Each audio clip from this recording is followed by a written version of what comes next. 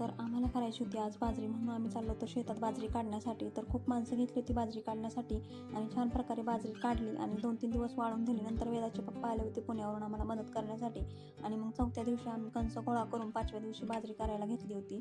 तर शेतात उपनेर आला होता आणि उपनेर आल्यानंतर मग उपनेरने बाजरी करण्याचा कार्यक्रम चालला होता.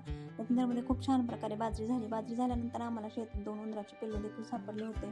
तर त्याला असं घमेल्यात घेऊन बाबा दाखवत होते वेदाला उंदराचं पिल्लू आणि वेदाही पाहत होती त्याची मजा. नंतर मग बाजरी आम्ही घरी आणली आणि घरी आणल्यावरती ओट्यावरती वाळायला घातली होती.